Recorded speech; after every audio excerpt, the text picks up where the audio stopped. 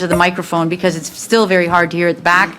So if you're using that microphone over there, please make sure that you're speaking into it. I think the clerk has now remedied that issue. And for members of committee, if you could speak into your microphone, that will alleviate the problems at the back of the room. Thank you very much. So we've moved along from the public meetings for this evening, so we're on to appointments, and I have on the appointments list Rick Hine, Transportation Manager, and Jordan Frost, Transportation Engineer from Associated Engineering, to speak to us with regard to the issue in the township regarding guardrails, guide rails, whatever the proper term is. So I welcome you both here, and if you could, Mr. Treble, did you want to introduce this any further than that? Brent, I think, is here for that. Oh, geez, look at that. Mr. Julian, how are you? What are you doing here? Well, Madam Bad Chair, television, right? I missed everyone on holiday. I understand Newfoundland isn't what it used to be, is it? Yes, Madam Chair and members of the committee, as you are well aware, we've had some concerns with the various guide rails associated with the wind energy project, and we've asked these. Can you not hear? It is on. Okay, I can't, I Sorry. can hear you, but Can perhaps. you hear now? Is everyone able to hear Mr. Julian? Okay, fine, so we'll correct I that. have my red light here. I don't care about the red lights, just the mic. I knew that would get you, Councillor Rayner. Anyway, we have asked these gentlemen who work at Associated Engineering to provide us with an independent review on what the criteria for installation of guide rails. And with that, I will give you Mr. Rick Hine, professional engineer, and Mr. Jordan Frost.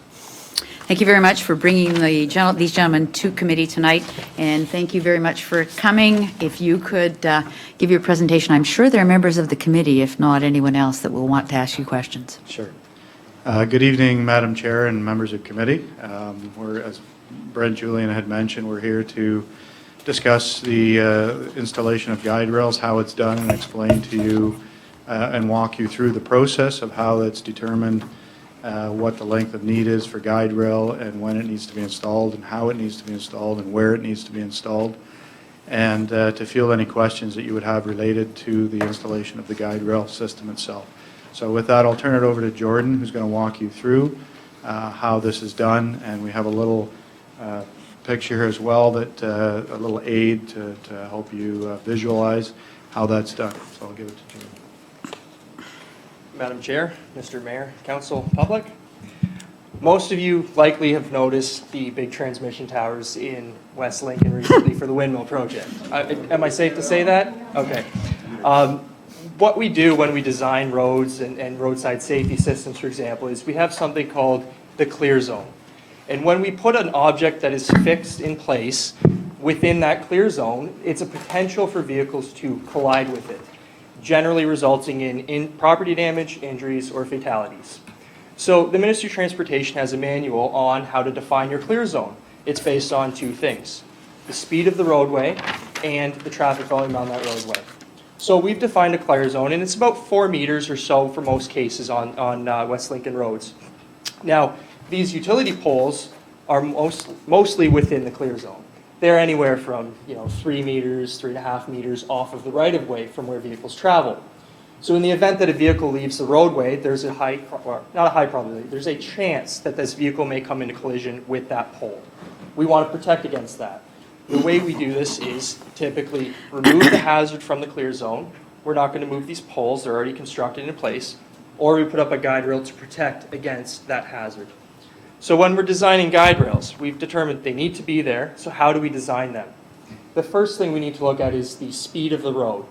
In a lot of cases in rural towns, the posted speed limit is 80 kilometers per hour. As engineers, we always build in a factor of safety. We design the road to about 100 kilometers per hour. So with that design speed of 100 and the traffic volume, we get a certain length of guide rail system we need. That is our main length of need. It's determined by the Ministry of Transportation Ontario in the Highway Safety Manual. From there, we look at where along the adjacent to the road laterally, So you're driving down the road in one direction, offset from that roadway to your right.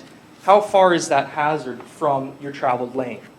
So the further away that gets, the shorter the length of need we need. So what we've done in several cases here is we've actually assessed, we've calculated these adjusted lengths of need. From there, we have two cases. We have driving down the closer, near side of the road. So there's a hazard here. We're driving this direction. I depart the road to my right. I travel, say, 3 meters, and I collide with the object. Now, the opposite side, I'm driving the other way down the road. I have to cross over the opposing lane and then depart the road. You can imagine it's further because you're on the other side of the road. So we have what's called an approach length and a departure length. Two separate calculations, the same math, the same theory. So we calculate the approach length, for example. Imagine that there's a utility pole here, and that may be, in this case, maybe 99 meters. We go by, we also calculate the departure length. From this post, it may be 11 meters. Vehicles have to travel further across the road. You have to provide shorter protection. From there, we need to protect against the end of the guide rail. These are energy attenuators, typically. So you might see them, they're those kind of rectangular square things hanging off the end of the guide rail. Those are designed so if you come into contact with them, they slow your vehicle down in a predictable manner. So at the end of the guide rail, we put these 15-meter sections of these energy attenuators. So that's kind of how we go about designing guide rails. I mean, it's fairly straightforward. Main things are speed and volume. So you might be asking, well, what do we do if we lower the speed on the roadway? It might be a question some of you have here. Lowering the speed on the roadway will shorten the length of need requirement. However, not by very much. And at the end of the day, there's still a hazard there that you have to protect against. If you shorten the guide rail because of a lower speed, what you're doing is you're saying, we've got this rural road that should be 80, but we're posting at 60. Now there's the issue of liability. We've acknowledged that there's something wrong with the design. We lowered the speed. We acknowledge there's a shortcoming, so we think we control it with speed. So there's a liability assumed in that case. It's not the best solution. I mean, it's not good for the municipality and ultimately taxpayers. The other thing I'll notice that lowering the speed on a rural road, it's in the country, it's straight, it's flat. You lower that speed to 60, people are still going to drive down there at 80, 90, 100. It doesn't effectively solve the problem here. So I think that, I don't know if there's anything else on guide rail design, really. I mean, just Unless you had any questions with respect to how they're designed and how the guide rail length of need is calculated? I'll pass it back to you. I certainly think that one of the questions that we need to ask is how the compromise that's required by your design criteria, what that does to the safety and or how we ameliorate the issues regarding walking, biking, et cetera, along those roads, as well as farm equipment that's wider than the lane that results. The ministry sets minimum lengths of need. The moment that you do not meet that minimum length of need, the design engineer is assuming a responsibility or the liability for saying, we're substandard. I personally don't like hearing substandard. There's a lot of liability that goes on with that. The moment there's a collision with a substandard guide rail because it's too short, lawyers love that. I guess the other question is the one we're asking, and I'll certainly ask my colleagues to do it. Now, you've established what you need to do. Okay. But there are two combines coming down the road, one in either direction. They both have 16-foot heads on them, and they happen to come to a collision point where there's a guardrail that allows for a compromised road. What does that mean to the people living on that road, or to the guy with the two combines going either way, or to the two ladies walking on the side of the road just as that happens, or to the bikers, that would mean pedestrian pedal bikes going down the road at a slow speed? What does that mean to life as we knew it before guard or guide rails? Okay. I'm not familiar with, correct, if someone here could potentially, if you could direct me to who would know the width of a traveling combine when it's broken down to travel on the road, not when it's set up fully. So what you're telling me, you see, because combines move with their fully equipped heads, sometimes. You're right, they should take the heads off, but we've been victimized by those that don't. I'm not sure. Does anyone here know the width of a combine? I myself am a farmer. Some of the equipment we have is 18 and a half feet. So there you go, 18 and a half feet. Thank you. We'll take that as an average. Okay. I guess in the sense that I'll kind of refer to many other cases I've seen where there are 6-meter rights-of-ways with half-meter shoulders in farming communities, and there are guide rail on both sides of the road. I imagine, I'm not sure the frequency, but how often would two combines be going in opposing directions? We've got issues in that case because roads are designed for vehicles essentially. Okay, so now we've opened the floodgates. I was hoping you were going to give us a short answer, so I'm going to go to my colleagues, and I've got Councillor Rayner, Councillor Bilsma, Mayor Joyner. Did you have your hand up? Oh, did you? I thought I saw another hand there. Okay. Madam Chair? Yes, Councillor Rayner, you've got the floor. Thank you. Well, the gentleman in the audience said 8.5 feet, 18.5 feet. I'd prefer we go in the imperial system right now, That's if you 18 and don't a half mind. feet. I mean, we have air miles in this country, we still catch the football in the yard line, so let's just keep it to the imperial system. Oh, so you got to change from meters to feet, So, okay? anyways, Got that? we've got combines going down in opposite directions, and they're 18.5 feet, so that's times 2. So we got 37 feet in width. What's the widthway of the road when you've put those guardrails up? How much space is there on that roadway? Existing you. on several of the roads right now, you have maybe 20 feet existing. Excuse me. Would that be in Madam either Chair? direction or in total? Sorry, I got to pull up my calculator. I work in metric. It's okay. Welcome to yesterday. It's okay. We're talking about one common language here, and we've decided on imperial. So, all No, right. we have air miles in this country. Okay, Councillor Rayner, you've made a point. You'd like to know how two combines with their heads off And go down if the you would road. like to increase that, and Madam Chair, you hit the nail on the head earlier. Let's say Hold on a there's two second. bicycles there at exactly the same time, or two pedestrians walking down the road at the same time. Mr. Julian. Thank you, Madam Chair. I can tell you that most of our rural roads, the travel portion, it runs between 6 and 7 meters. 6 meters is 18 feet. The combine is already too wide for both lanes. Okay. So that further reinforces what we were saying earlier, Madam Chair? That Yes, lots sir. of times the combines, and I've seen them going down the road, they will veer when somebody's coming and they will go into the shoulder in order to make sure there's enough room to pass. With the guardrails there, that would not be possible. So we potentially, by putting the guardrails up, could potentially have created a very serious accident if either one of those combine operators, the other one's going to stop first, and in between are pedestrians or bicycles. And don't think that situation won't happen because you're worried about lawsuits and lawyers and everything. You may have one in the making down the road by doing that.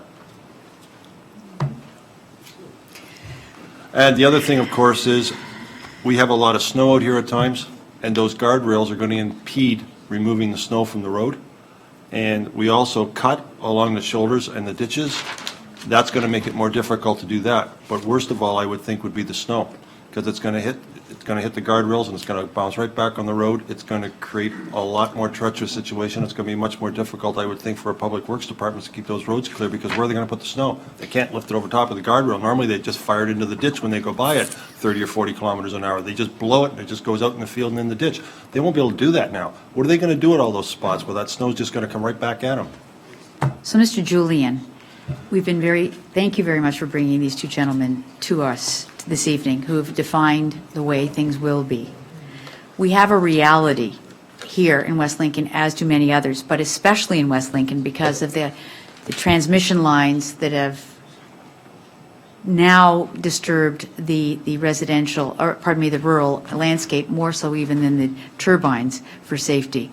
So help us, before I go to my other colleagues around the table, yesterday is not today or tomorrow. Is that what you're telling us? And that life is different? Explain that part to us before we start having the discussion about guardrails further.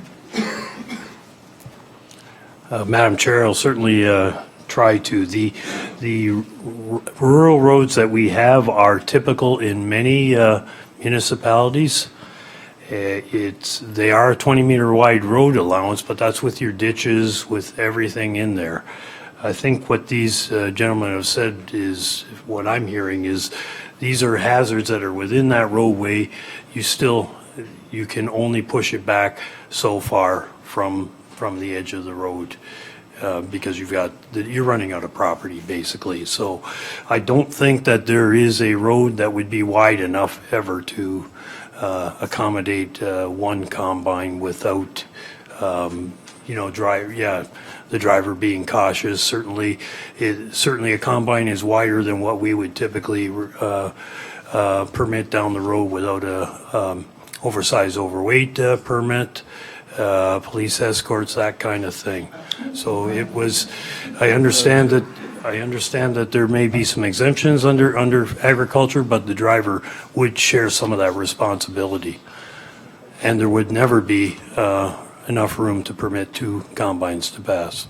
It's just not physically possible. Okay. Councillor Rayner, you still have the floor. So. Thank you, Madam Chair. The reality, through you to Mr. Julian, is that this is an agricultural community. There are combines going down these roads all the time. There are very, very large tractors, dualies that take a considerable width. Farming equipment is not getting smaller, it's getting bigger because operations are getting bigger. You no longer have 100-horse tractors on the field. You have 300 and 400-horse tractors on the field. Those are monster tractors. Along with them comes monster combines. And even with the heads off, and most heads are 35 to 40 feet wide, the combine still, as this other gentleman said, close to 20 feet wide. In an agricultural area, you've got farmers going from one end to the other. The probability and the likelihood of them meeting is a lot better than winning a lottery, I would say. Unfortunately, in this particular case, we are continually restricting. And I have seen dozens and dozens of times farmers going down the road and there's somebody coming the other direction, they always go to the shoulder. The guardrails have taken that shoulder away. And that's going to create an accident. And you're worried about lawsuits, this would be another one that a lawyer would love to have. Because he's saying, you may have followed your rules, but you've created another very serious problem by doing it. Yeah, you're okay on your end, but now we got a dead person out here because we followed the rules. That would be a real good case for a lawyer. I'm just saying we're opening a kettle of fish here that's very dangerous. Bottom line, I guess, is, Madam Chair, when these transmission towers, how monstrous and ugly they are, why weren't they put farther back? Why wasn't some negotiation maybe with the landowner since you don't have a choice and put them another 10 feet back so that we didn't have to sacrifice, 1, put guardrails up, and 2, jeopardize the shoulder of the road for farm equipment? This is a unique situation. The Township of West Lincoln is agriculture. You have to keep that in mind. These guidelines don't necessarily follow that because a lot of them are for urban areas. But in this situation, why wasn't that done? Because that would have alleviated this situation. As this gentleman said, they've got to have a clear zone. While if the transmission towers were another 10 feet back off the road, that would have solved the problem and saved everybody all this grief. Thank you, Councillor Rayner. And I guess if we knew the answer to that, we'd understand why we have wind turbines in West Lincoln. So that right was taken away from us and they were put where they were. Unless you gentlemen have something much different or better to say than that. All I can add just on that subject is the opposite argument. If and I understand what you're saying with the combines and vehicles passing each other, and the poles are where the poles are, and that being said, they are a hazard and they do need to be protected. So the other argument is if you do not protect the poles with guide rail and a collision occurs between an errant vehicle and the pole, then that's a whole other liability issue that you're going to be stuck with. So the chances of, as you had mentioned, the chances of a vehicle hitting a pole are probably greater than winning the lottery as well. So, using that argument in the opposite direction is also true. So whether to protect the poles and reduce that width for a combine, or do you leave the poles the way they are, and then, the company installing the guide rail is doing it to follow the standards, the Ontario standards that are out there. If the town basically says we don't want those guide rail, then the town would be assuming that liability if there is a collision with the poles themselves. So, and that wouldn't hold up well if that went to court, because you're not providing the kind of protection that you need to provide for those poles. Having said, the poles are where they are, so you have to protect them.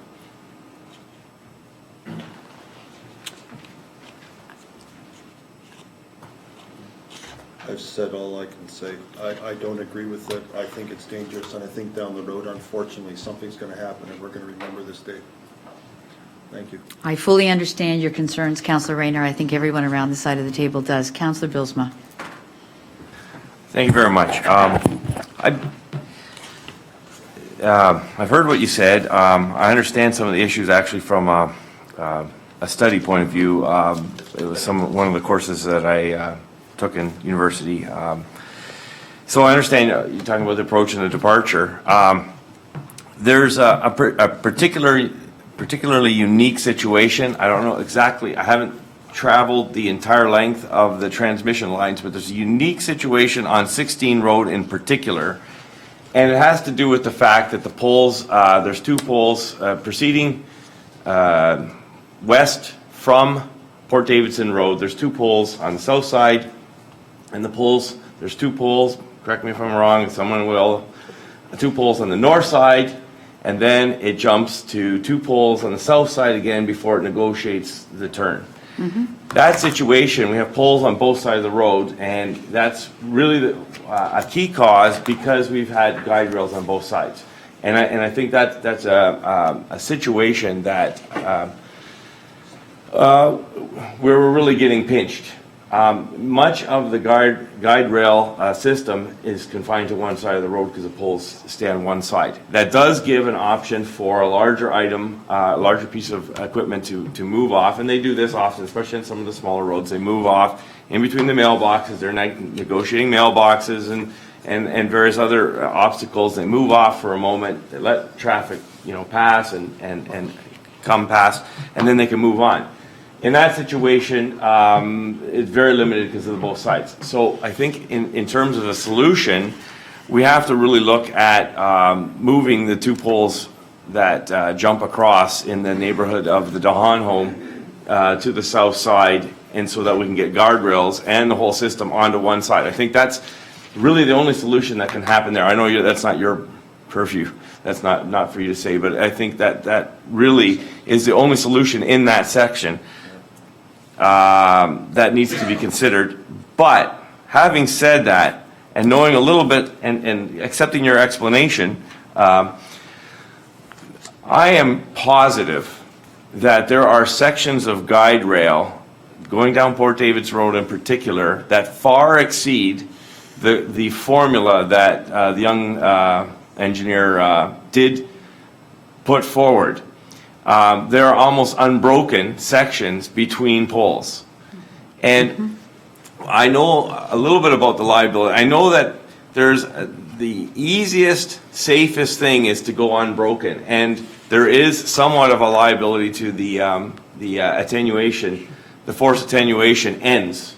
And so I'm of the mind, and again, not a professional engineer, but understanding much of what was said by study, I'm of the mind that they took an easy road by just going unbroken as much as possible, and I'm thinking that there's quite an additional amount of guide rail, and we seriously need to have this reviewed where breaks can be made without sacrificing safety. Those breaks should be made to allow some of the bigger equipment to find those little, how would you say, safe zones or dodge, like places where they can move off the road safely and allow traffic to move on. And in those long, unbroken sections, we're not finding that relief. And so I'll eat this cup. I'll save it in my pocket. I'll eat that cup if there are not sections that we can't greatly reduce the guide rail to the formula that the young engineer put forward. I'm sure that there are many of those sections. So I would like us to seriously consider some of those unbroken sections and look at them objectively and get a third opinion on them and say, hey, we've got a formula. We have to accept that formula because that formula protects us in liability. But we're far exceeding that. I'm sure of it. So that was a comment. I don't know if there's an action to that somebody wants to latch onto. Let's see if there's any other speakers, Councilor Bilsma. Yeah. I understand, you're saying we should have a review undertaken to look at the unbroken sections, or the continuous sections of guide guardrail to reduce the amount covered if it exceeds, to the extent that it exceeds the formula presented tonight by our friends here. And then the first point was the double-sided guardrails I on got that. that section of 16, yeah. The second one is to look at, is there any magic to why there's sections of guardrail on both sides? And do I have any other, because I think the third question that we have is there any community input that was allowed to see the magic of where these towers were positioned, which then resulted in the guide railing requirement? So they decided to go down here, I understand, to avoid the MPEI utility poles. But is there, as Councillor Bilsma is suggesting, no magic really to where they cross over and cause the requirement for double guardrails? Do you know what I'm saying? Is that a question? That was. Oh, well, we wouldn't be able to answer that question. We didn't do the design for that. Right, so it's We purely a just here to design, talk about it's a the guide design rail. by the engineers that were hired For to that. do the contracting for the delivery and installation That's correct. of the high voltage Correct. process. So if we were to hire another, that's where I was hoping you were going to go. Right. If you hired another engineer, their You would design have- might be you- different. You would have, yes, that's correct, yeah. Yeah, there's probably any number of ways that you could, I'm not an electrical engineer, but, speaking as an engineer, I'm sure there's many ways that you could design an electrical system like that. In terms of how you position the poles, I mean, there must be a way they did it, and the most efficient way that they thought they were doing it, so. But I'm sure there's other ways. Thank you. So left with the situation that this community lives in, gentlemen, I'm not trying to put you on the hot seat, I'm trying to get to the bottom of the questions I think that are the underlying factors. Left with what it is that we have to live with, which is the delivery of the energy being produced by the wind turbine farm that is largely in our community. Short of what is there now, we would, if we were to undertake additional studies, we might find other solutions that would move the towers, but it would be our dime, and we'd have to have the consideration of the company that put them in as well as the OEB? No. IESO, that's right. I hate acronyms. Yeah. So the reality of what I'm looking for is, help me here, but what I'm saying is there might be a small window where we could get a change. It would be costly, it would be burdensome, and it's not easy, or, Correct, yes. I mean, it would be a negotiation process, I'm sure.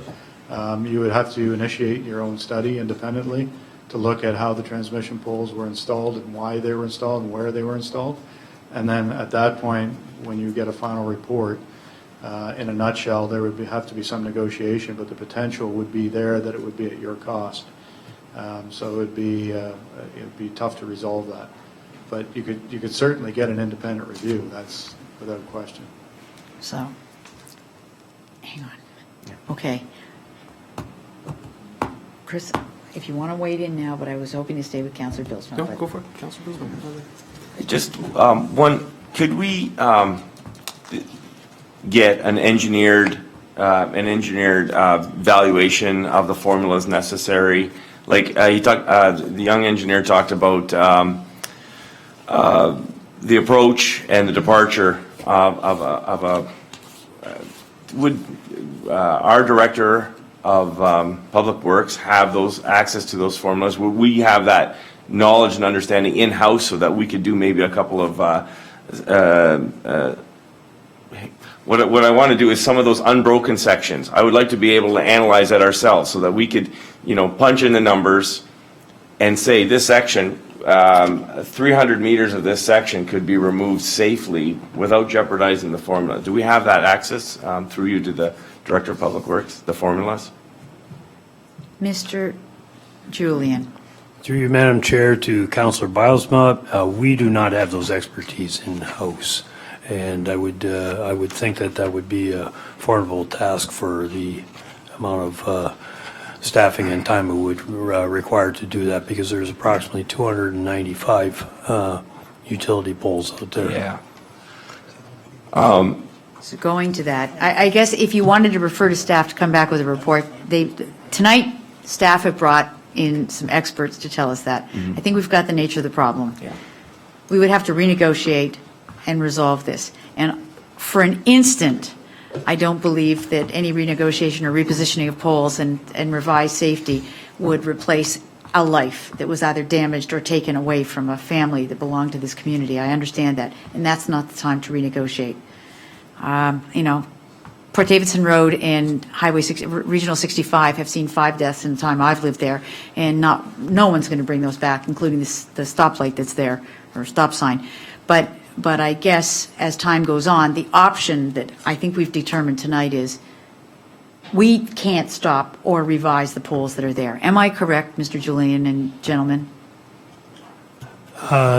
To you, Madam Chair, I would advise that you would probably be in danger of frustrating the contract that the Wind Corporation has, because they have a commercial operation date that they need to meet, and that's this month. I would also think that these costs for redesign would be rather intrusive and beyond something that we're capable of. And thank you. I'm done. So I'm so done. You want to take it again? Mr. Carter, if you'd like to wade into this. Madam Chair, through to members of council, just for clarification, most of these submissions, all these submissions are approved based on best engineering practices. So if there is a request that comes in for a transmission pole, a guide rail, whatever it is based on best engineering practices. So if we look at trying to remove a tower or relocate it or try to move guardrails, am I correct in saying this, that we would assume the liability? So for example, if we went out, did an investigation on a section of guardrails, then came back and submitted engineering drawings based on what we believe it could meet within the numbers, and then we get the approval to change those guardrails, are we now assuming liability of that section? Because I know it's not going to stop in one section. It's going to be throughout the entire corporation where we're looking at these guardrails. So I just want to make clear, are we assuming now, based if we're going to get approval, new drawings, that we're going to be assuming liability based on that new engineering submission? I would say yes, because you are making a fundamental change in the intent of the original engineer. So he has signed off and stamped his design. You are then requesting a different design by way of another avenue. And at that point in time, I would think that the municipality now has chosen a different path and would assume the liability for that case, yes. Thank you. No further, Madam Chair. Thank you, Mr. CAO. So basically, the world we lived in yesterday, and I'm not saying this because I like it or I believe it, but the world we lived in yesterday is not the world we have today. And there is more liability on the part of every farmer or anyone who drives a car, a vehicle, a motorized vehicle down a road, because I don't think Port Davidson is the only issue. I think that 16 and the smaller roads are the ones that are really going to hurt. Anyone driving down those roads, day or night, will have to be very careful of any human that decides to be out there, because really there's no place to go. That's really what we're being told. Right? The guardrails have to be there for the design that was there. Our cars barely pass each other in the allowed road allowance, now with the confinement of the guardrails. A combine or piece of farm equipment is excessive to the remaining road allowance. So cars and farm equipment no longer have even the slight variance of passing ability that they had 3 years ago.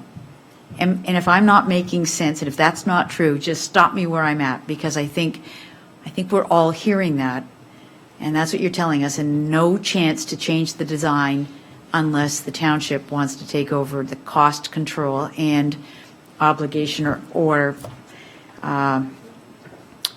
the risk attached to changing the design, and may not be successful in any event.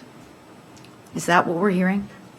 I would say yes. May I add another comment? You can add anything you like. In the sense of where the pole is today, if we can all agree that those utility poles will not be moved, if we can agree upon that for theoretical purposes right now, the only way we could increase the space for combines or passing of vehicles would be to widen the shoulder. So the ditch could be regraded and pushed back, the shoulders could all be widened, and the guide rails could be pushed further off of the traveled portion, further away. Now, with that said, if you do it in one spot, you kind of have to do it in all spots because you set a precedent, and that would be tens of millions of dollars easily just in capital of township money that need to be spent elsewhere as well. So, yes, but there are things that can be done. They're not, in my opinion, feasible with the budgets or practical.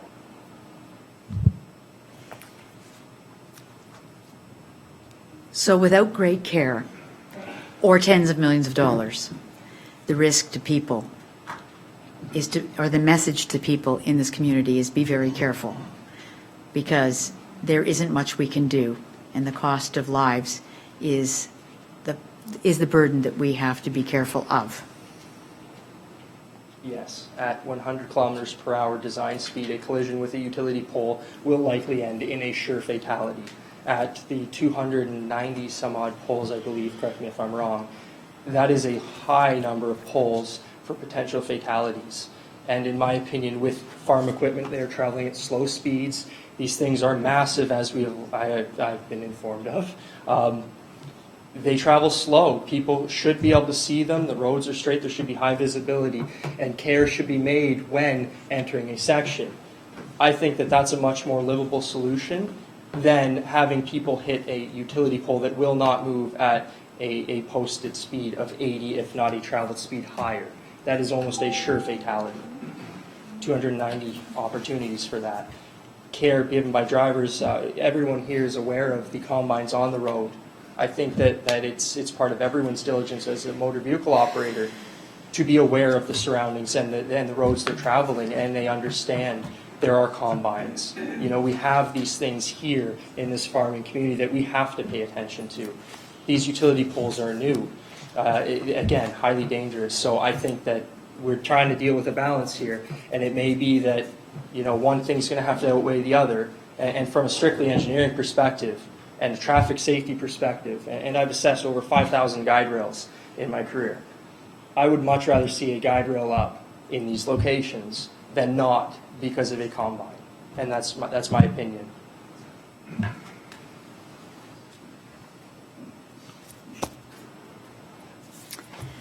Well, ladies and gentlemen, members of committee, I don't think there's much else we can say. That is the opinion of the experts that our staff has brought to us today.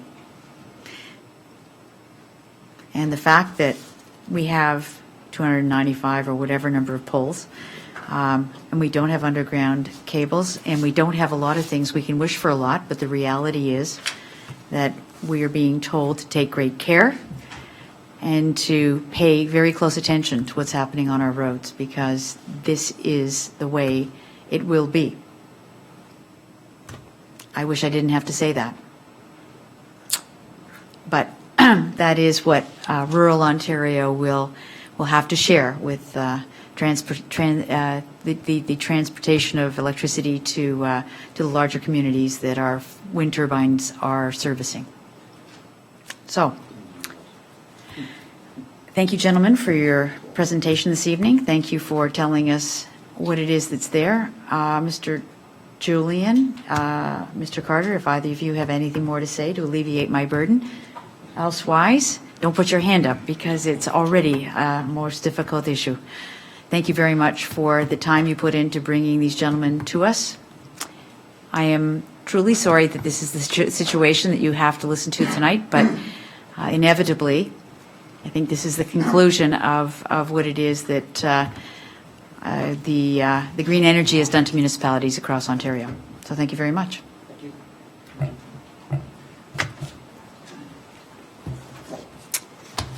Okay.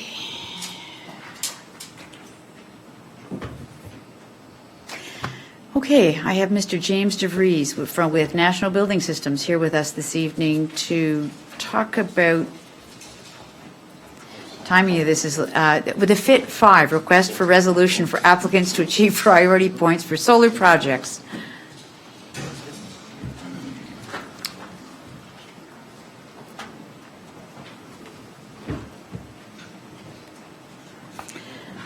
Mr. DeBoer? You're not Mr. DeBoer.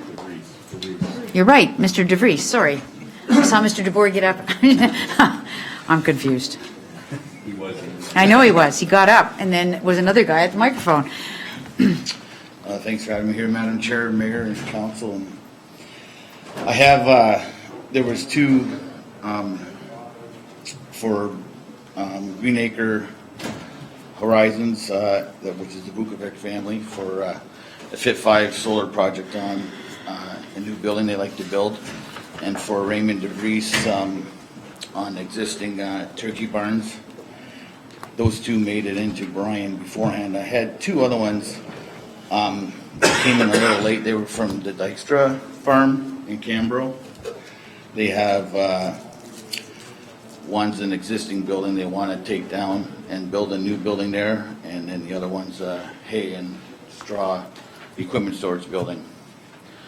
So the FIT 5 contracts basically came out, they announced it at the beginning of September, and we have till October 31st to get all our paperwork together, and it's only a 2-week window where we can apply for them. And there's 2 priority points with the resolution from the town. So basically, if the town does not stand behind the resolution, basically there will be no contract granted to these individuals because of the priority point system. And the 2 points from the municipality is rated high on their priority points. So I would like to ask for a resolution for these 4 individuals for these FIT 5 solar contracts. That's the request you're making of committee. Yeah. Well, thank you, Mr. DeVries. That's your presentation. Are there any questions from members of committee?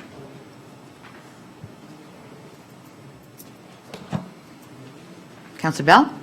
Oh, sorry. I wasn't meaning to put you on the spot. I thought you were. Move on. There is no resolution at this point necessary. This is actually your presentation, so there's no action, there's no questions. So as we go through the agenda, there may be consideration by committee as your item comes up in a report. Thank you. This is the appropriate place for you to speak. This is not the appropriate place for us to have a resolution. Okay, that's what I'm saying to you. Yeah, no, fair enough. Okay, so thank you, Mr. DeVries, if that's the completeness of your submission. Okay, request from members of committee of the public to address items on the agenda. Is there anyone wishing to address items on the agenda that has not spoken as yet? I think we've lost just about everybody. Okay, but there is someone. So I know. Actually, we're on page 2. Yeah. But don't worry, there's a lot of consent agenda items, so I only want to pull 6 of them. I'm sorry. Please come forward. Your opportunity to speak to items on the agenda were a little slapstick funny here tonight. We've made it to page 2 of our agenda. My name is, excuse me. My name is Arnold Beattie. My wife Sharon and I live at 806 Keister Center Road. The following are some areas of concern with regard to the Arborwood zoning amendment application. First, by the bylaw regulations in the recommendation report under A2-577 item D, this says no composting, grinding, mulching, lumber, and firewood production can begin until 5 hectares or 12.35 acres of nursery trees are planted and the remaining agricultural area is in full production with typically grown agricultural crops. Although these operations can't begin, there is no restriction on immediately importing and stockpiling material which could cover the 2-acre work area where it could remain indefinitely if the conditions of A25-578 are never met. Furthermore, if the owner decides to sell the property or discontinue operations, the township and neighbors will be left with 2 acres or more of waste wood material. Second, I have found no documentation that allows this application to be considered as a home industry when the owner does not live on the property. The township bylaw clearly states in section 3.52A that a home industry must be conducted by the property residents. Is this being ignored? And I should add now, after hearing some more information tonight, that home industry is not essentially on the books anymore, but yet the recommendation report, and I believe all previous reports regarding this application have always referred to the home industry. So that should be straightened out because it's very confusing. Third, item M states that processing can only occur during the hours specified in the site plan agreement. This document has not been made available to the public for comment, and I am told does not yet exist. What parties are going to reach this agreement, and how can this committee make any decision without seeing it? Also, who will monitor and enforce it? Finally, it is not permissible to sever a building lot from existing farmland in the interest of preserving agricultural land. It is not logical to rezone 4.19 hectares or over 10 acres of farmland to allow an industrial wood processing operation, and I am quite certain the Ontario Municipal Board would agree. Instead of trying to create regulations that the township has no means of enforcing to allow an operation that does not belong on farmland, I urge the Planning Committee and the Council to apply common sense and reject the application. I should add that also tonight we've heard that there are a number of similar applications that have been coming forward to the township for considerations. I think enough is enough, as we have also heard tonight. Thank you. Thank you, Mr. Beatty. Are there any other Sir, saw him first, sorry. Hi, my name is Brian Owens, 6633 Highway 20. I'd like to speak on the matter of item P103-16. I purchased this property to build a car wash on it as it was zoned correctly. I'm currently in the process of preparing an application for the development of the car wash. Given the significant amount of money that I've already spent and the closeness to this application, I am opposed to the recommendation of freezing the development. Oh, the interim control bylaw. I'm sorry? Yes, okay. Thank you. Thank you. Mr. Owens. I believe, yes. Sorry. Good evening, Madam Chairman, members of committee. My name is Nancy Friday, and I'm from Wellings Planning, and I'm here to speak on PD 12016 regarding the Angie's rezoning. This application is basically the application that we submitted on behalf of the owner was to rezone 2 hectares for an agriculture-related use. I've listened with interest tonight the discussion about what's an agriculture-related use, what's a non-farm diversified use, what's a value-added use, what's a home industry, because these types of uses are all coming up and will continue to come up in this municipality and others. In our opinion, it's an agriculture-related use. It is to provide farm equipment and sales and service and support service to farms in the area. However, we were caught in a bit of a policy dilemma with the regional official plan and that thought it was a value-added support use and it needed to be secondary and limited in size. Agriculture-related uses do not have to be on a farm. They can be. They don't have to be limited in size. excuse me, and they don't have to be secondary. But so at the end of the day, and we had a lot of thoughtful conversation with the planning department, the area for this rezoning for the agriculture-related use was reduced from 2 hectares to 1 hectare. And I'd just like to say that the applicant does support that reduction. And we have reviewed the entire report and the zoning bylaw amendment. And while we have a few specific questions, I think all in all, it meets the needs of the applicant, and we're happy that it's coming forward tonight for approval. Thank you. Thank you, Ms. Friday.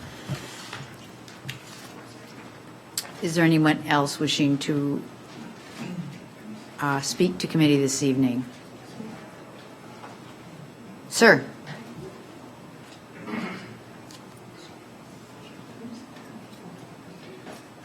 Hi. My name is Jim Vukovic. I am representing Green Horizon Ag Inc. I want to talk on behalf of, I believe it's PD 121-16 for the site resolution support by the municipal for solar projects. For the solar projects. Yes. I just want to state that, like I said, we're solely an agriculture business, right? I know there's a lot of prejudice going on towards the wind projects. We are currently want to put in an application for a new building. This building is solely agriculture based. We are a farming business. We have 2 combines and 9 tractors. Right now, a lot of our equipment is sitting outside, and we need to put these equipment under a roof. And currently, it's not in our budget for a building this size. This Fit 5 program pretty much allows us to entertain this building in our budget. So I just want to make that comment, make it clear that we're not a wind project looking to make a lot of money off this. We're just looking to actually have a building which we need and are planning to build. So that's it. Thank you, Mr. Vukovic. Okay.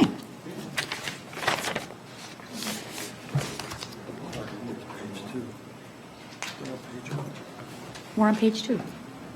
Okay, with regards to the Arborwood rezoning, Yes, ma'am. Your Mr. name. Beatty, I feel, has made some really good, sound, logical points.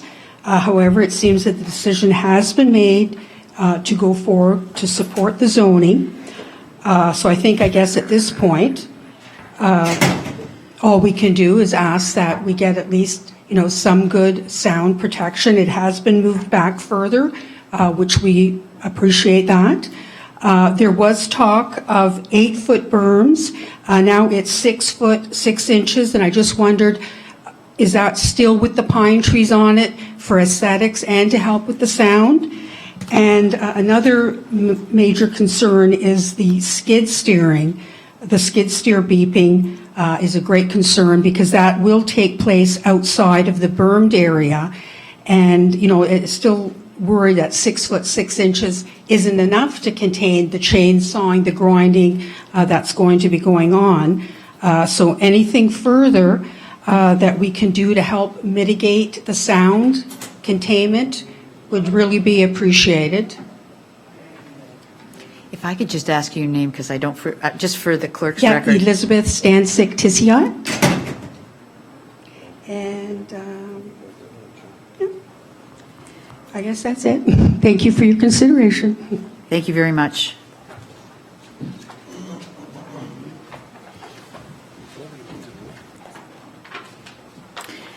Okay. Is there anyone else wishing to speak? Okay. Not a problem. I'm not afraid to ask the question. I just want to make sure everybody gets a chance, but if we haven't, I'm reminded that we still have more than enough on the agenda. So I will move along to the next matter of business, and I apologize, I have to go back to page 2 now. Oh, I've lost it.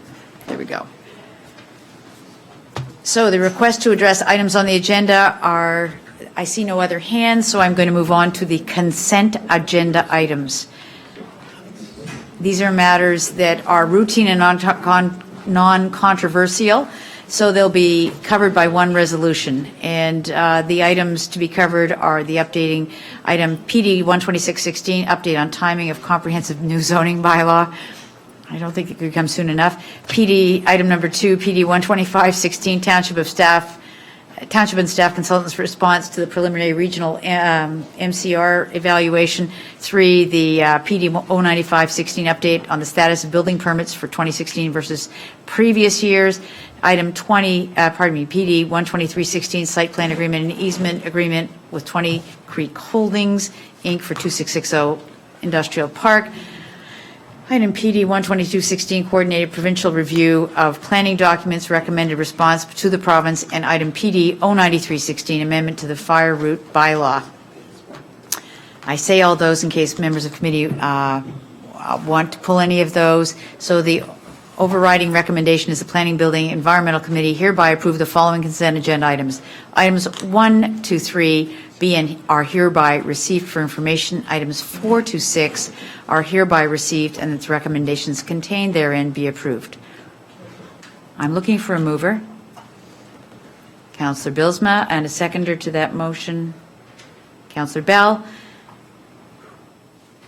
Are there any comments? Seeing none. All in favor? Wow. That motion carries. There are no communications. I'm still moving on to item P9716, which is the matter of the B-line trenching reports. That is that the recommendation for report PD 11816 regarding Weston Jacqueline Blocker, P-line trenching, Inc., application for rezoning dated October 11th be received, and that a recommendation report be presented at a future Planning, Building, Environmental Committee meeting. I need a mover for that. Councillor Bell, Councillor Bilsma. Comments? Sorry, Mayor Joyner, I didn't see your hand fast enough. You get the next one. You're right. All in favor? Seeing no comments, that motion carries.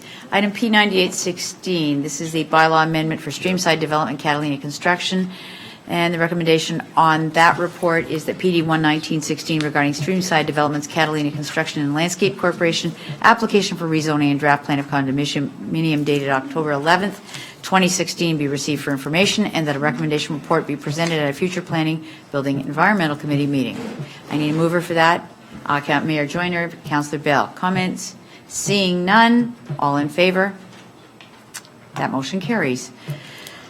We're just moving right along, Councillor Reiner. Item P9916, that is a recommendation report regarding a zoning bylaw amendment for Jocelyn Anches, Ontario Agra, Agent Wellings Planning Consultants, file number 1601005-16. That recommendation is that the report PD 12016 regarding Jocelyn Anches, Ontario Agra, application for rezoning dated October 11th be received, and that the application for rezoning bylaw amendment 1601-005-16 submitted by Jocelyn Anches, Ontario Agra be approved, and that the mayor and clerk be authorized to enter into a site plan agreement or development agreement with Jocelyn Anches for the lands to be used for Ontario Agra, and that Section 34, sub 17 of the Planning Act apply and no further public meetings be required. I'm looking for a mover.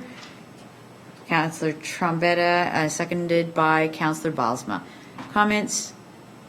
Seeing none, all in favor? That motion carries. With item P116, that is with regard to Arborwood Tree Services, the recommendation there is that report PD 111-16 regarding Arborwood Tree Services, application for rezoning file number 1601-019-15 dated October 11th, 2016 be received, and that the application for rezoning bylaw amendment 1601-019-15 be approved as modified and found at attachment number 1 to the report, and that the mayor and clerk be authorized to enter into a development agreement with Certain Things Holdings Limited for the lands to be used for Arborwood Tree Services and related uses, and that Section 34, sub 17 of the Planning Act apply, and that no further public meeting is required. I need a mover for that. Councillor Bosma, Councillor Trombetta. There you go. Sorry. Oh, are there comments? Councillor Bell. I know this has been in A lot of work has gone into this application by the applicant himself, the residents. There's a lot of concerns. I have a couple of things that I think that need to be looked at, and one is I'd like to see it put into the agreement. These items that I'm going to talk about is no sawmill operation allowed on this site / lands. Wood chipping to take place for 2 days, once per every quarter, between the hours of 7 a.m. and 6 p.m. No Sundays, no work. All equipment, cars, and trucks be parked behind the berm, and mature trees are to be covered the berm, not just little seedlings, but mature trees. If these are written into it, I don't have a problem approving this and going with it. But I think we need to get these in there. I understand. I think if you could repeat those, Councillor Bell, and those are, I assume, your request for an amendment to the motion on the table. Yes, I'd like to have that amended so that these get included in the agreement. Okay, that would be an amendment, motion for an amendment, and if you could repeat that, because some members of committee didn't quite understand it, if you wouldn't mind. Excuse me, I got an ear infection I've had for 3 days, yes. So I get this echo back and I'm hearing myself and it's, anyway, bear with me, okay?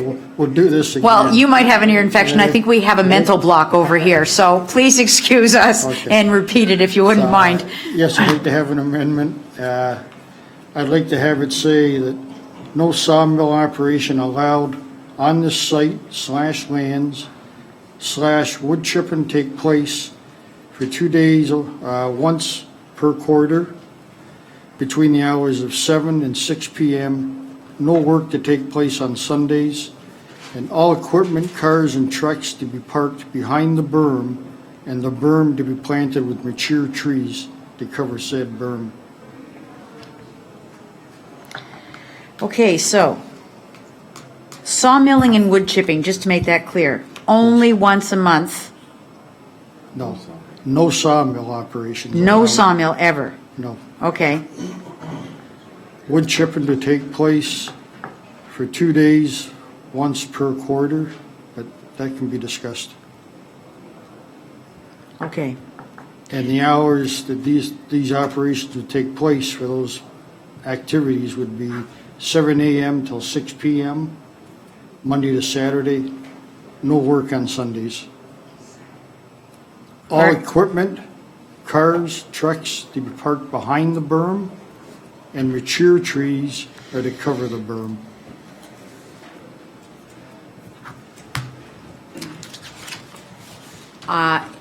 Actually, that is a motion to, Councillor Bell is looking for an amendment at the appropriate time. Yep.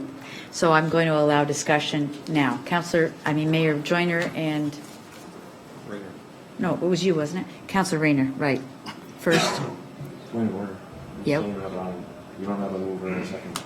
So if we do put that amendment on the table, it means that we put the amendment on the table. We don't And even have a motion on the table yet. the motion, isn't it on the table? The main motion Yeah, is on the it is. table. Yeah, we had a mover and a seconder for that. Did we? The main motion is on the table. Joanne? It was Councillor Bell's. All right. Okay, so the main motion is on the table. Is it? Okay. Yes. Just wanna make And sure. Councillor Bell has just conceded that he, at the appropriate time, would like to have an amending motion so that we can speak in total to it, and, all right, rather than having amendments to amendments to amendments. Sure. And if council would like to have it as an amendment on the table, vote on it, and then put another amendment on, fine. I just thought this would give, I thought that this would give, sorry, Councillor Bell. No, Benny's right. so he said that those are the amendments that he would like to see done. I'm allowing for discussion of those amendments, of those considerations before we put the amendment on the table. His amendment will go on the table. I'll look for a seconder in a moment. But I know that the mayor would like to speak, as would Councillor Rayner. So Mayor Joyner. So thank you, Madam Chair. So I first of all, I would like to second Councillor Bell's motion amendment. I would like to second it. No, I'd like to do it now. Thanks. Okay. And I'd like to do it because I want to be able to speak to it, and maybe many other councillors would like to speak to the amendment too as well, just so that we can get clarification. Sorry, I thought you had an alternate amendment. That's why I No. was allowing this this frugality. Okay, so we are being asked to put Councillor Bell's motion on the table, Amendment. which is an amending motion to the main motion sitting on the table at this moment, which means it takes precedent. And the amendment is that no sawmilling will take place, so no exemption for sawmilling ever. That wood chipping would only occur at 2 days per quarter. Those days could be negotiated in the future, and they would happen between the hours of 7 a.m. and 6 p.m. There would, Monday through Saturday, there would be no Sunday work on the site. Parking would only occur behind the berm, and the mature trees only would be planted on the berm. All equipment also. Oh, pardon me, all parking, I said. Okay, parking of cars and equipment. So that would be, and trucks, cars, trucks, and equipment, right? Cars, those would be people who work there. Cars, trucks. Cars, trucks, Machines. machines, anything with wheels, and that gets used. That is Councillor Bell's amendment. It is seconded by the mayor. You don't get clarification. Go away. I think there are a couple of councillors that wish to speak. Mayor Joyner, you had the floor, and Councillor Rayner, you were next to speak. Thank you, Madam Chair. I do have some clarification questions to ask of staff and perhaps maybe the councillor.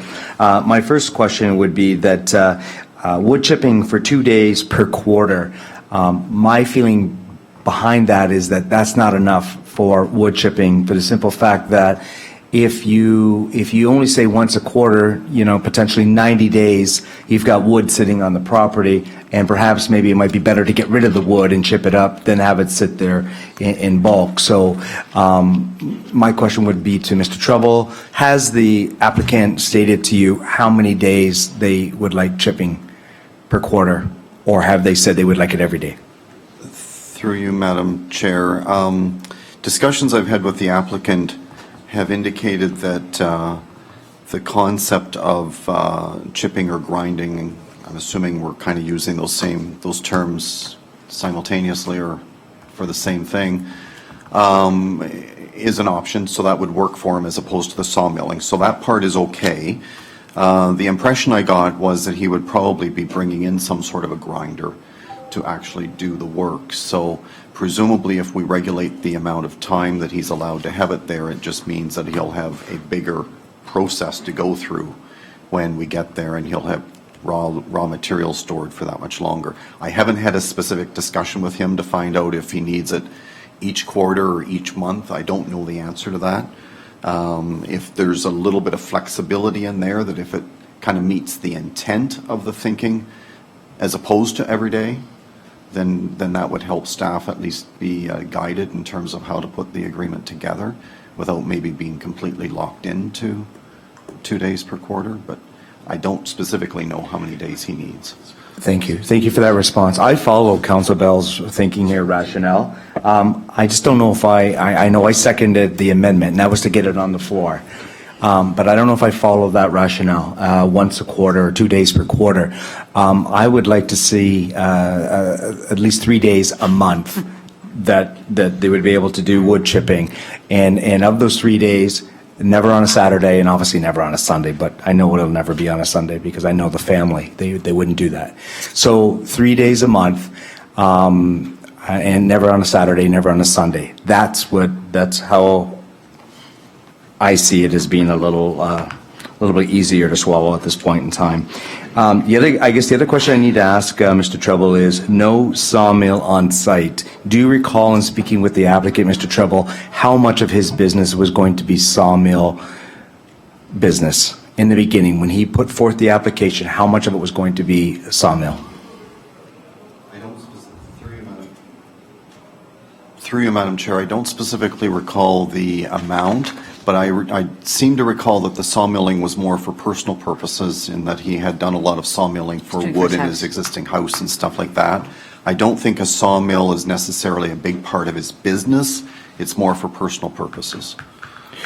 Okay, so then I would be okay with no sawmill on the site, actually, because I'm quite sure that the applicant has many friends in the industry and in the municipality that have working sawmill. So I think if he needed to take a prime piece of wood and get it sawmilled up to use to build his house or a barn or for, his own personal use, I think he could find that sawmill here in West Lincoln. Mr. Mayor, remember, what we're doing is we're putting in a bylaw that is going to amend the zoning for this particular site. It has nothing to do with the individual who owns it. It goes with the land.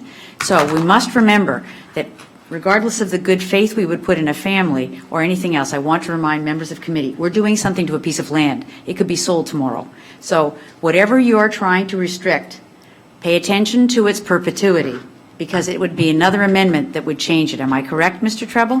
You are correct. Thank you. It stays with the land, not with the owner. So I just want to make sure we're doing things for this piece of land in West Lincoln, not because we believe in the good faith of a Good Samaritan. Okay, thank you for that clarification and that reminder. I was aware of it, but we could always use a reminder from time to time. Thank you. The other one that I do have issue with is the hours of operation, Monday to Saturday, 7 a.m. in the morning until 6 p.m. on Saturday.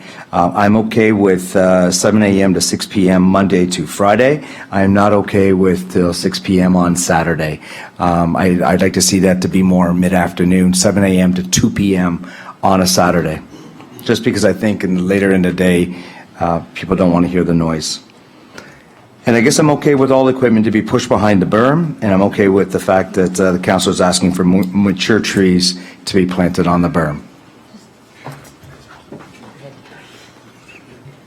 So, Mayor Joyner, I'm hearing that you would like an amendment to the already amendment on the floor now or at an appropriate time. So I would say to keep this easy, which is why I was trying to keep us to the main motion and the discussing options for the future. I'm going to say that we need to have a vote on the amendment that's on the floor right now in order to keep this, because I have an amendment moved by Councillor Bell, seconded by you, that brings out a number of items. Now I have an amendment to that amendment, and short of anything else, we're going to have spaghetti here. So if you wish to further amend Councillor Bell's motion, I'll go to you in 1 second. The easiest way I can deal with this is to have Councillor Bell's motion on the floor and have it defeated, and then an alternate motion put on the floor to keep this clear. Fair enough? Can I amend my own amendment? No, you can give us a friendly, what do you want to do, Councillor Bell? I agree with what Mayor Jordan is saying. Yes, I do. don't have an issue doing that, okay? I understand his issues. I don't, to alter it, and that's why I said at the start, it's for discussion. So if 3 days per month works for wood chipping, I'm good with that. Saturday, 7 to 2, I'm okay with that. But we need to have something in there. You want limitations. Okay, listen, here's what we got, fellas. I've got a lot of people who'd like to speak, at least 2 more councillors, if not 3. And I've got a motion on the table and amendments, and this is getting sloppy. So what I really would like everybody to do, I would really like to see us vote on the amendment and kill it. And then put a proper amendment of everything you want on the table, because we haven't heard all the speakers. And I know where you want to go, but you're all making fine tuning to what it is that's on the table. So the motion that I've got on the table right now is Councillor Bell's. Mayor Joyner, you want to make an amendment to that amendment, and Councillor Bell agrees. Yes, so I call the question, let's vote on it. You want to call a question? That would be on, Let's vote on it. that would be on the amendment. To kill the amendment. So, on the amendment, as posted at the moment. Terry Bell's amendment, correct? Councilor Bell's. No, that's the amendment that Mayor Joyner,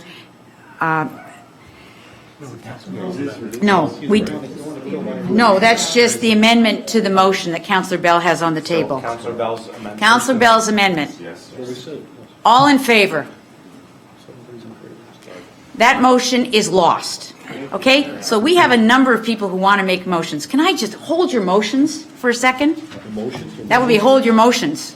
not hold your horses, because I'm going to give preference to people to speak, which is Councillor Rayner first, and then Councillor Belsma, and anyone else who wants to speak. And then I'll consider any motion comprehensively that we all want to make, because I think you're all paddling in the same canoe. Okay? So out of fairness, Councillor Rayner. To you, Madam Chair, or to the CAO, I guess. Keep your Does head down. Mr. Hordijk have any discussion involved in this to see if the suggestions or amendments are something that he could accept that would work? Or potentially could we vote on something that would not work and this whole process would not work for Mr. Hordijk? Should he not be part of this? In other words, I don't have a problem with what's being suggested and the conditions that are put in there, but the conditions usually are negotiated with the individual also to ensure that they can be feasible and it would work. Otherwise, if it doesn't work, this whole process is useless to Mr. Hordijk. So I'm wondering, does this have to go back through planning and through Mr. Hordijk, or is this all going to be done tonight? Councillor Joyner, whoever you are. Councillor Rayner, you make very good points, and certainly it was something I was going to bring forward, that whatever we're doing here, which looks like this committee wishes to put further constraints on the property and the operations of this non-agricultural or agricultural program. So at some point, you're right, us putting this into place may in fact curtail the whole operation if not discussed with the applicant. So I'm going to go to the CAO, but I would assume that there will be at some point a discussion and whether it should be referred back to staff with a report that includes the refinements that this committee wishes to see incorporated is something I was going to go to. Mr. Carter. Madam Chair, through to members of council, what I would recommend is that we proceed forward in terms of providing a resolution and recommendation forward. At that time, after this meeting, the individual will have approximately 2 weeks. He could then return back to council at that time or at another planning committee meeting if he cannot meet the obligations or if there is concerns. However, I would recommend that you proceed forward with your requirements or recommendations for this amendment.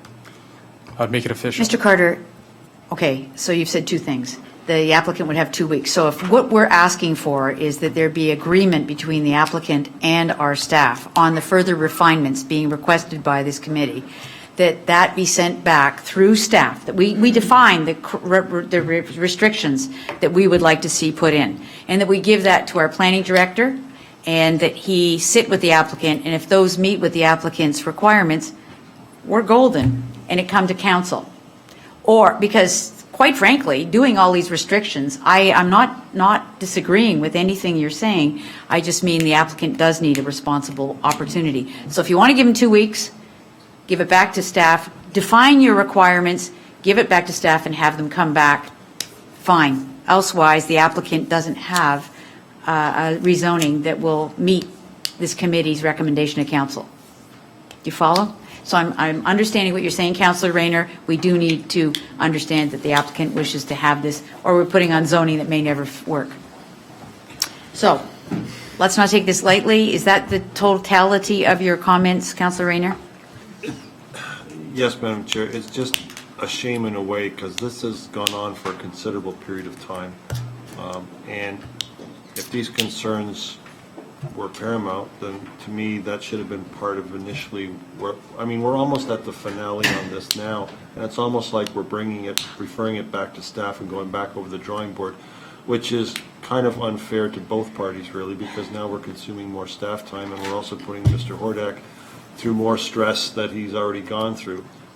By the same token, should these recommendations or amendments be accepted by committee and approved by council, and Mr. Hordijk doesn't have a problem with them, then everything's rosy anyways. But at this point, we don't really know that. And it just seems so long in the process to almost start again. Yeah. That's the only part about this that I feel bad, both for the township and for the party that's the applicant. Thank you. Thank you, Councillor Rayner. I'm going to go to Mr. Treble and then Councillor Bylsma. Just really quickly through you, Madam Chair, the advantage of the 2 weeks as the CAO has identified is the fact that we're talking about changes to the agreement or detail for the agreement, as I heard. So it's not like we're changing the bylaw that's been drafted and attached to this, it's the agreement. So that gives us 2 weeks to sort out some of the details that should be in the agreement.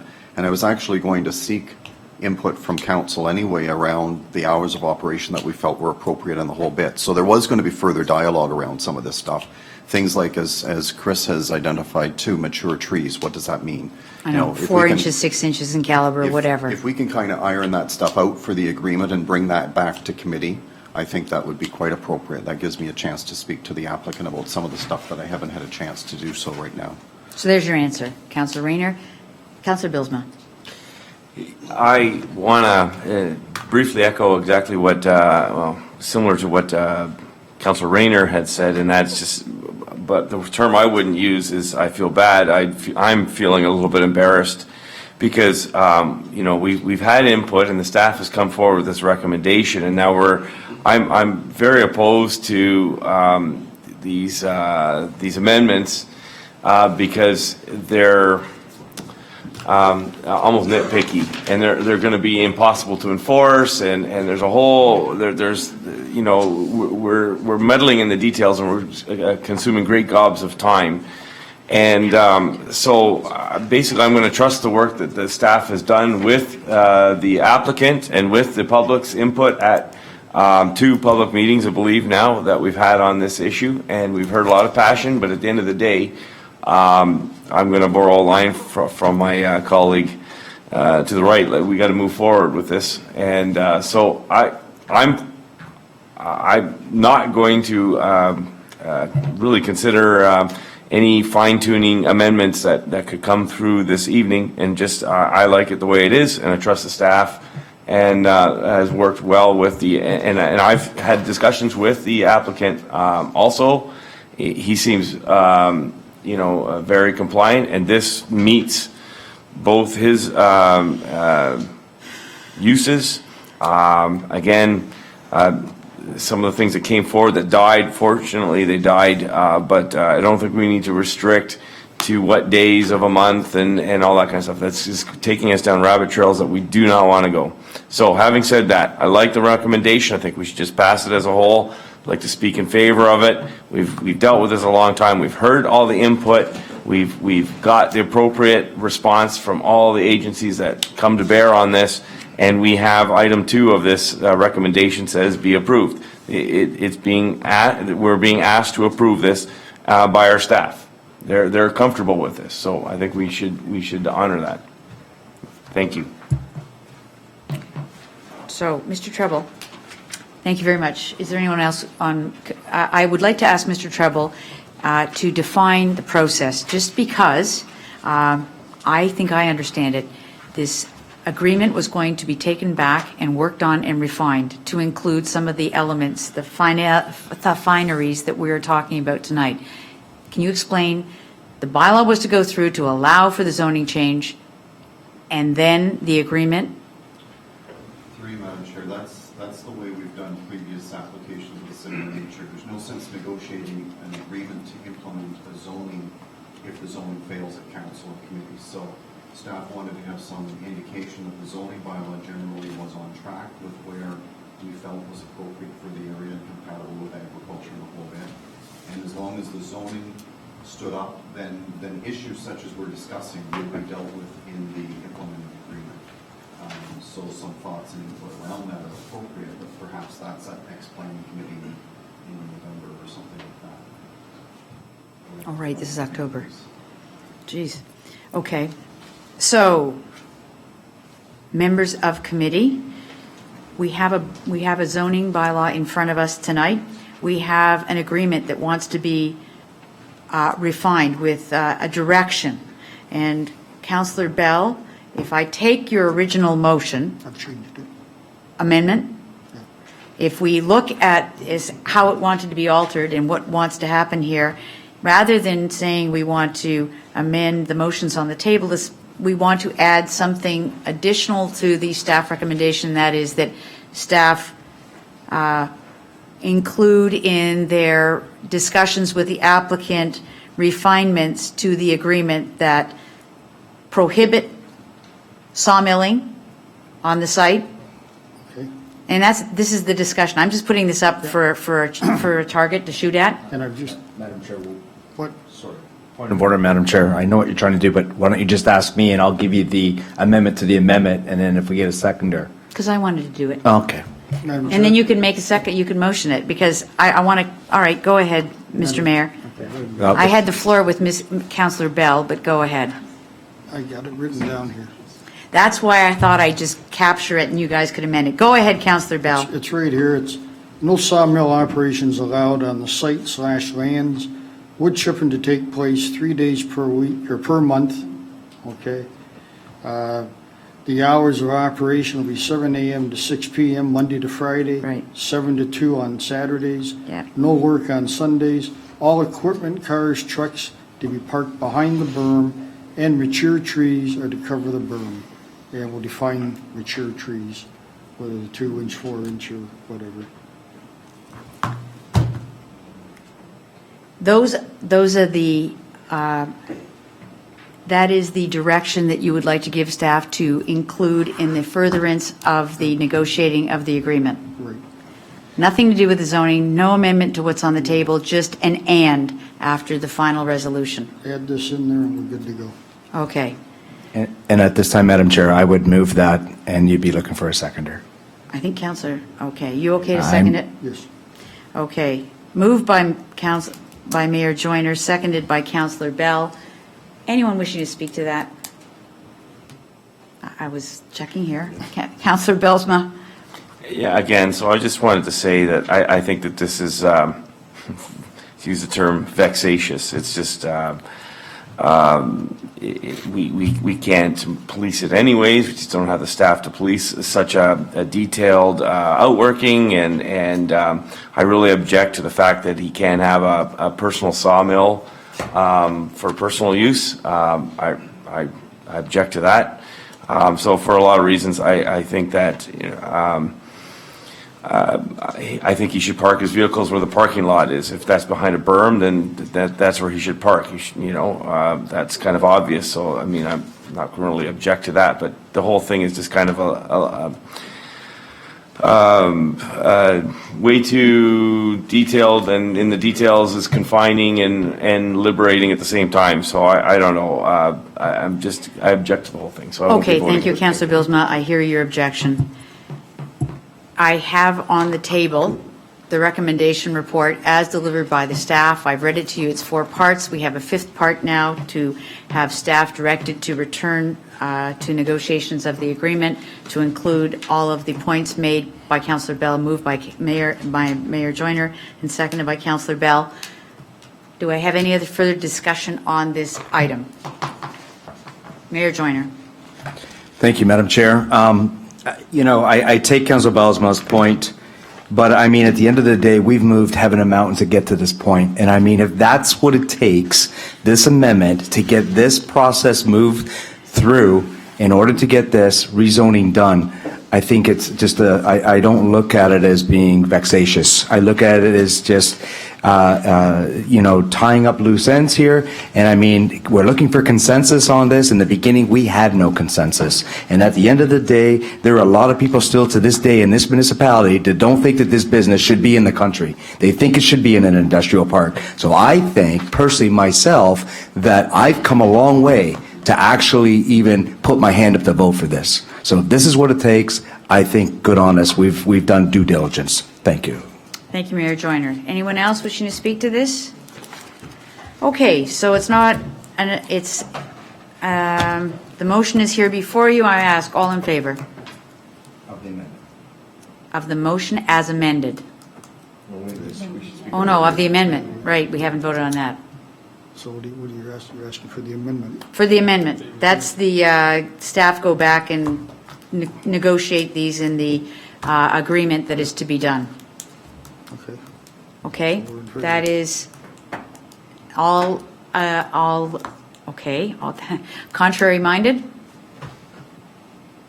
Doesn't matter. That motion is not carried. That loses. So, On the main motion, that would be the 4 items. Do I need to read them? As it's to be received, it's to be it's the application for zoning bylaw amendment 1601-019-15 be approved as modified and found on attachment 1 of this report, and that the mayor and clerk be authorized to enter into development agreement with Certain Things Holdings Limited for the lands to be used for arborwood tree services and related uses, and that section 3417 of the Planning Act, and that my screen was going black, and that no further public meeting is required.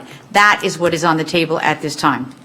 You've also heard that our Director of Planning is suggesting that he will seek guidance on any amendments or any fine-tuning to the amendment, to the agreement at some future date, possibly November. Okay. So the motion on the table, 4 parts as it sits. All in favor? That motion carries. Okay. Item P10116, that's a recommendation report with regard to municipal support resolution requests for FIT 5.0 rooftop solar energy projects. That comes with a motion, that report PD 12116 regarding municipal support agreement for FIT 5 rooftop solar energy projects dated October 11th be received, and that council authorize the mayor and clerk to sign a municipal support resolution for the 250 kilowatt FIT rooftop solar panel project at 9492 Regional Road 20. I need a mover. Councillor Bell, seconded by Mayor Joyner. Oh, sorry. You'll get there. You've got lots of time. Sorry. Comments? Councillor Rayner. Yes. Councillor Bilsma next. Yes, Madam Chair. Was this the one this gentleman came up and spoke about, that he wanted to build a barn and protect all his farm equipment and everything? This is the one? I believe so. DeVries. Because I believe he said PD 121-16, but it's item 101-16. That's what threw me a curve. Okay, thank you. PD 10116 is the report number. The other thing is Council, you're done? Councillor Bilsma? Councillor Bell next. I'm going to speak again opposed to this, these FIT 5, FIT 4, FIT 3, whatever. We got to be mad in our province. I know this is a provincial thing, and it comes down and it asks us for support. I got my hydro bill this morning. It's up another $100, and we had a discussion last month about how that one was up $150, and so this is insane, and this is the kind of stuff that's contributing to that. I know that you can give me the argument, well, if we don't do it here, it'll just happen in another place. Well, you know what? I'm not going to be a party to that. That kind of reasoning. I'm going to say that here and now, and for this community and for our contribution to this, these rates going up, I would like to say no and to this, and encourage everyone in this horseshoe that pays a hydro bill. If you can't make the connection now between these types of FIT projects and the fact that I've got the biggest hydro bill of all time came in the mail this morning, then you need to give your head a shake. This is exactly why our rates are going up. We have the highest hydro rates in North America, and this is contributing to that. So what is, but this is adding to our pain in the bill category. So I'm against. Thank you, Councillor Bilsma. So you're in principle against all solar projects. Thank you very much. And wind, but anyway, solar. I hear you, but solar. Councillor Bell?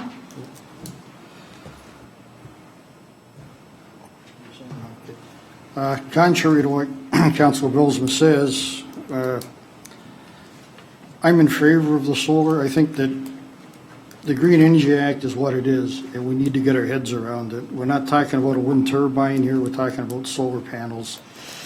Ironically enough, down the end of the street, we have a school that has a roof full of solar panels, and they're on there to help them cut costs.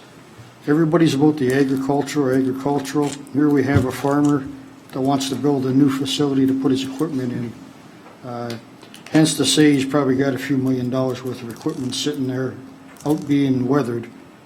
He wants to build a facility, put the solar panels on to help pay for that facility. It's no different than a farmer buying land, coming in to sever it, sell the house to help pay for the land that he just bought. I just think that solar panels were before this council a year ago. There was 4 of them on the books. We turned down 3, yet we accepted to let the agricultural facility put solar panels on their roof. We said, okay, you guys go ahead, because you're agriculture, we're good with it. Plus, it's a new building, so there won't be any problems. What this request is no different. It's a new facility, it's being engineered, it's being built, it's agricultural, we're supporting the agriculture. And personally, from my perspective, to say we agree with the Egg Center to put it on theirs, and we turn down this application, we're being hypocrites. That's how I feel about it. So I urge council to vote in favor of this, and I think it's a good thing. That's it. Just thank you, Councillor Bell. Just as a point of clarity, I believe we said that it was better in the agricultural area because there was a number that were in the urban area and that was causing conflict with the neighbors. So that we didn't say it was agricultural, we just said that it had to be a distance from neighbors, which probably precluded a lot of urban people getting it, but wasn't to favor agriculture. And the other thing was we said new builds. And if I'm correct, the Agricultural Society was not awarded a contract. Am I correct, Mr. Treble? Through you, Madam Chair, the Agricultural Society received 2 points from us through a resolution, and they were thrown out by the province on a technicality, so they did not get a contract. Thank you. Right. Okay. So, Councillor Rayner. Thank you, Madam Chair. I understand Councillor Billsman's situation, that this whole thing is bad to start with, and this is part of the same evil source that created the original turbines, so it's painted with the same brush. I understand that. Conversely, I understand what Councillor Bell is saying. This is for agriculture. It helps to support agriculture and promote agriculture. So it's kind of a catch-22 in this particular case. To me, this is different than putting it on a house in the suburbs or whatever the case may be. The other thing, of course, is regardless of the fact the gentleman that applied for it, he didn't create this situation. He didn't cause this situation. He was only offered the opportunity for this situation to help his agricultural business, even though in this particular case, for him, agriculturally speaking, there's a positive spin on instead of all the negativity that the other part of the Wynne government has created. And that's not his fault. So you kind of got to look at it. He didn't create the rules. He didn't create the mess we got. And had the turbines not have been built, this probably wouldn't even been an issue. In this particular case, as much as I understand Councillor Billsma, and I voted against it in the past, because it's agriculture, and because this gentleman has not tried to bend or create anything different, he's just got an opportunity to make his equipment last longer by utilizing the revenue coming from this, then we are promoting agriculture. And regardless of what our premier of this province is aiming to do and increase our rates and send it over to the states cheaper, this gentleman is trying to thrive in agriculture and make it productive so that he can keep a living, and I think he deserves the credit for doing that, and if we can help him, I think we should. Thank you. Thank you, Councillor Rayner. Anyone else? Councillor Trombetta, is that your hand? Just a quick question. This is still, I guess it's obviously you have municipal consent, through you, Madam Chair, to Mr. Trump. You have municipal consent, then they take it forward, but they can still be refused to doing this thing as well. So right now they're just coming to a municipal consent is what they're asking for, correct, Mr. Treble? Through you, Madam Chair, that's correct. All this does is gives them 2 points to help put an application at the province, but the province still makes the final decision. So when we did, sorry, Madam Chair, and so when we did vote for it on the Agricultural Society, on the new facility there, it went through the process and they were refused. I know you just said that. They were refused, correct? And there's a reason why they were refused, anything? Mr. Trouble? I don't specifically know anything more than what the general manager of the Ag Society indicated, and that was something about the nonprofit corporation language was something that was a technicality to them somehow. So, again, I guess my question, so I guess then, once it gets municipal consent, the government picks and chooses where they want to put it, if they want to do it or if not, correct? Through you, yeah, the ultimate decision gets made somewhere in the province. Thank you. Thank you, Madam Chair. Thank you. Other comments? Okay, then I'm looking for a vote on the motion on the floor. All in favor? That motion carries. Okay.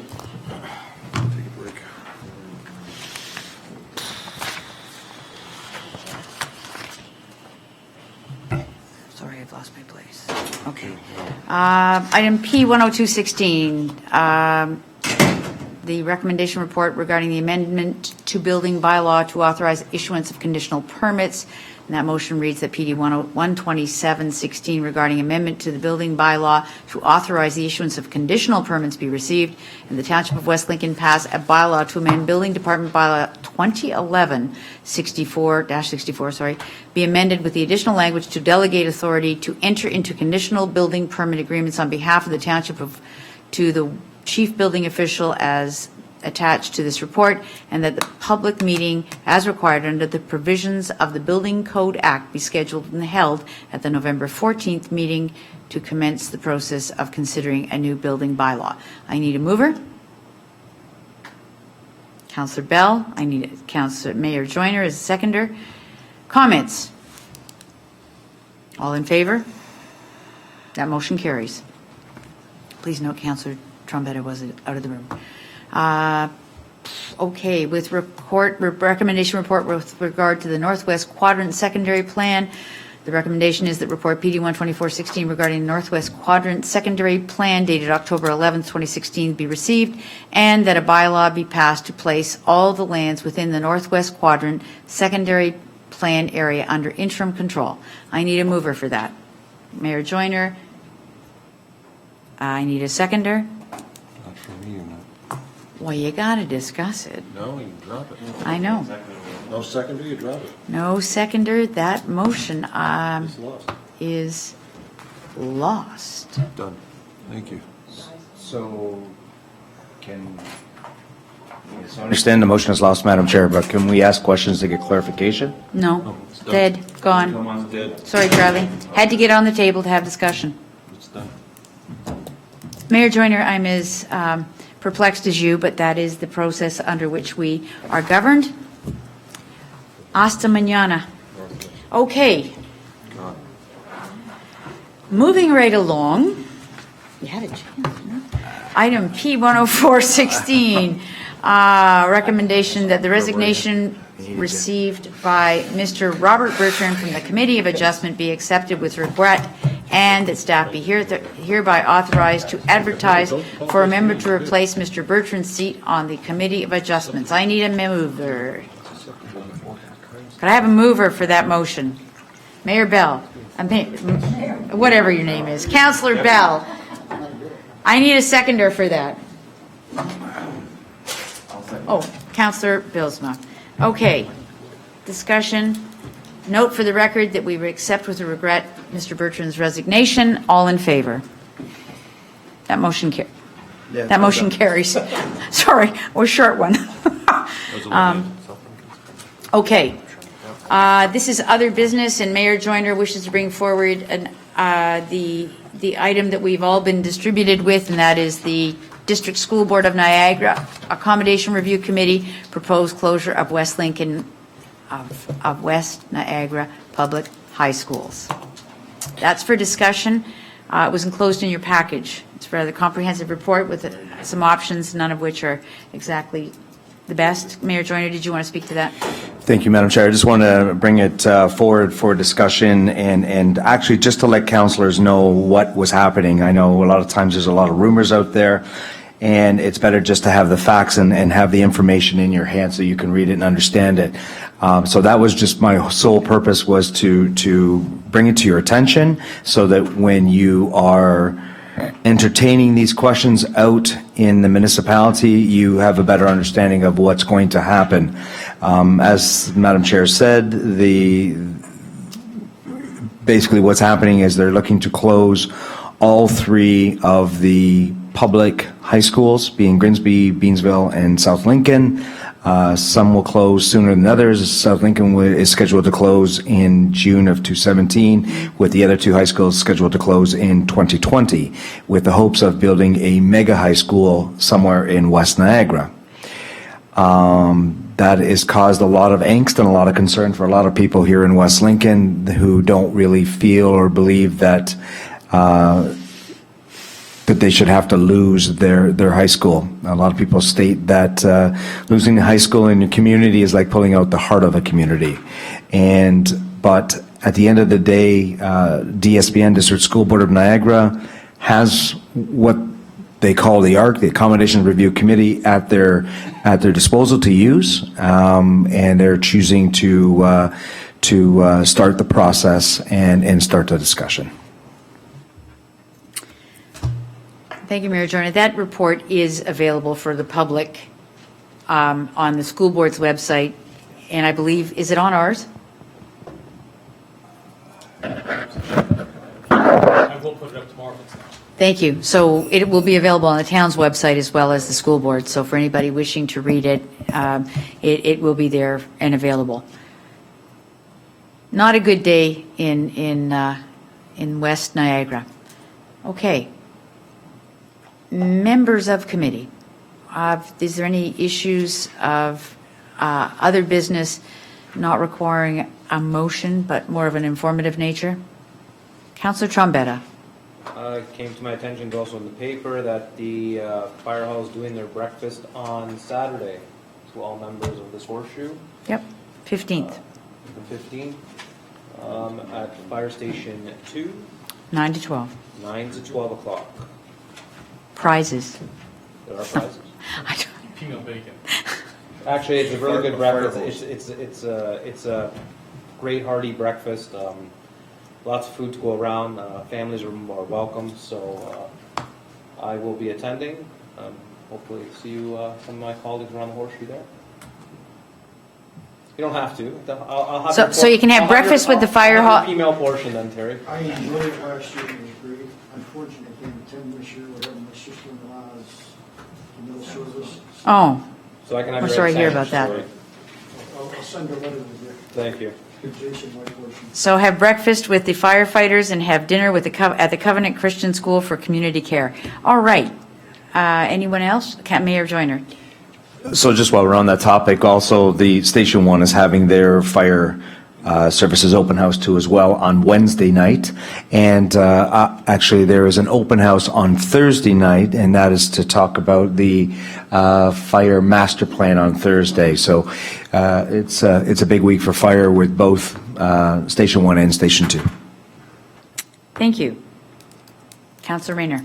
Thank you. Sorry, we're going flip-flop here. I'll get to you guys eventually. Just a further comment on Councillor Trombetta's. Station 2 guys do a fantastic cook, and the food is fantastic, and it's as much as you can possibly eat, and it's great. So it's a really good time, and it would be nice if we can get a lot of people out there, because they do a lot of work. It is the rural one, and they've got a huge area out there to cover, and they're great guys, and they're fabulous cooks too. So thank you. Thank you, Councillor Rayner.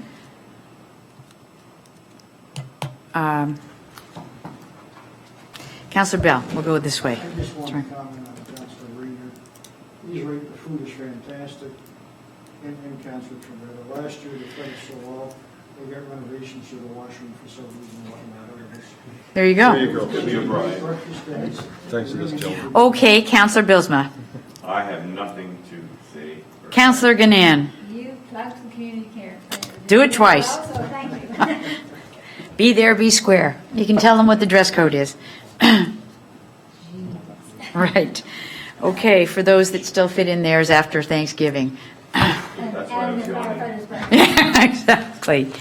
Okay, well, that is the end of other business. New business? No. Confidential matters?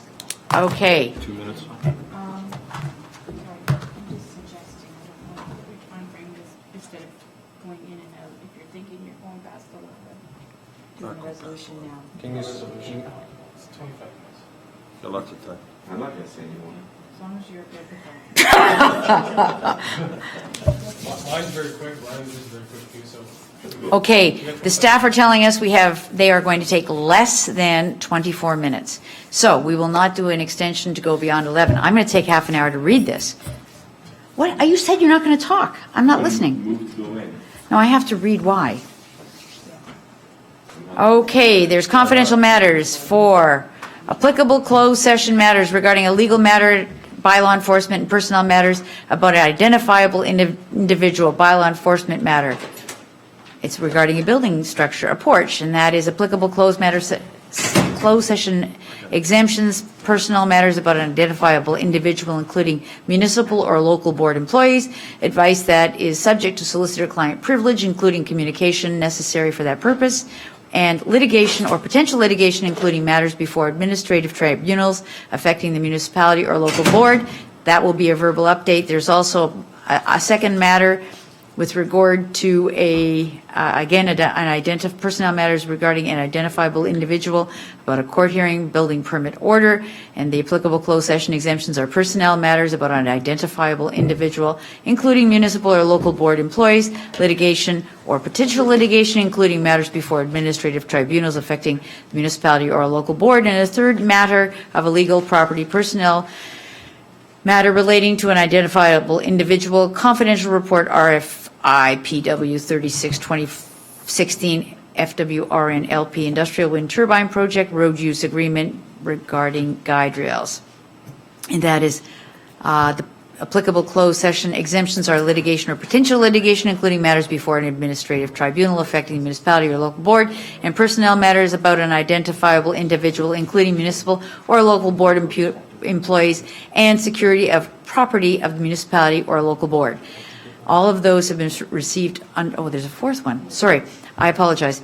There is also a fourth one with regard to legal and personnel matters about an identifiable individual, FWRNLP Industrial Wind Turbine Project, and that applicable closed session exemptions are personnel matters about an identifiable individual, including municipal or local board employees, litigation or potential litigation, including matters before administrative tribunals affecting the municipality or a local board. That too is a verbal update. All of those take us to a need for a motion to go in camera. I have Councillor Bilsma making that motion, and Councillor Gannon is actually seconding that motion. Please do that. Okay, so we will adjourn this meeting. Sorry? Well, wait a second now. That's right. I forgot that. All those in favor? Good. That motion carries. Okay, we're going to shut things off. There will be an adjournment, and did Councillor Mike leave? Is he gone? Oh, he just went to the washroom. Oh, it takes 20